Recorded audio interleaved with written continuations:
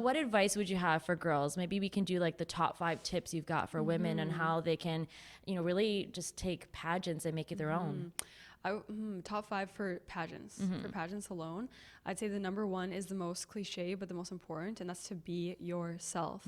Don't try to be the current Miss Universe. Don't try to be the former Miss USA. You have to be the best version of you if you want to have an enjoyable time and to be a strong competitor.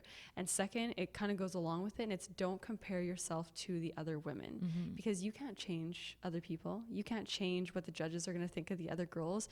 You can only control you. So don't compare yourselves to others, and just be you, and don't compare yourself.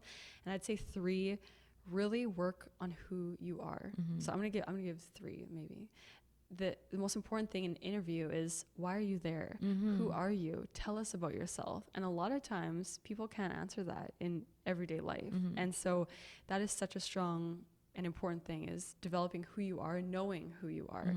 And I'd say, well, I'll give 4. Just be confident, enjoy the experience, and just have a grand time, because like, you know, those memories will last forever. Absolutely. I was going to say also, when you enter pageants, I think a lot of people think they have to, like, you know, spend all this money and get all the sponsors, and it can be hard when, you know, maybe you live in a city that doesn't have that, and you had $100 dress and you just entered, right? And didn't even have any training, and you won. Yeah, well, and the gown I wore at Miss Universe Canada when I won in 2016, it was from Nordstrom, I think, but I got it on sale for $275. Nice. So, yeah, I like it. I always tell people too, a pageant is going to be as expensive as you make it. You can get 5 different coaches that'll train you in walking, speaking, interview, the question and answer, like, it's very specific.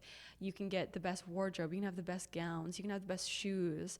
But when it comes down to it, the judges aren't looking at all of those things. They don't look at any of those things. They're looking at you. They're listening to how you speak. They're wondering how genuine you are, and if you will be a good title holder. So you can spend as much money as you want, but it's not going to guarantee you to win the title. I've never spent that much money. I've been fortunate to get sponsors to cover, say, entry fee, but I've never focused on my wardrobe or my gowns, because that stuff, it's great to have. You'll look nice, you'll look put together, but you can also do that and not spend so much money. Borrow from your friend's closet. Yeah. That's what I always say. I was going to add one more, and there is, your pageant experience will only be as good as you make it. So I know there's girls that will see someone like you or see some of the other pageant winners and go, well, she went into a pageant and now she's getting these opportunities. But really, think of how many pageant girls there are, right? Think of how many pageants there are, first of all, around the world.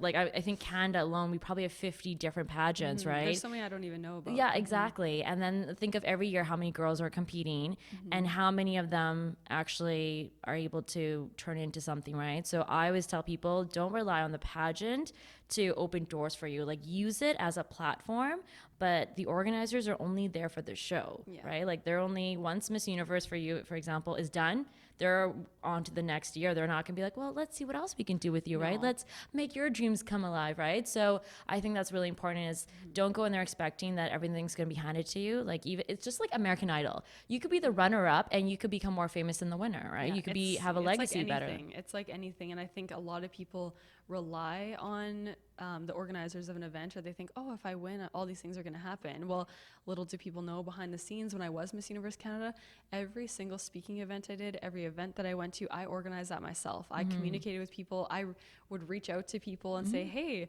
I'm going to be in the city. Can I come to your event? And they'd say either yes or no. You're met with a lot of no's. Absolutely. And this is regardless of being in a pageant or being in business. Why would they say no to you? Oh, I don't know. You're coming in to, like, give a talk to help people feel good. Sometimes it's surprising of the things that you're like, I'm willing to come and, like, volunteer cooking or doing whatever. And I think maybe it's just a pageant stigma. I don't really know. But if you rely on other people to do all that stuff for you and to make the experience for you, it's never going to be a good experience.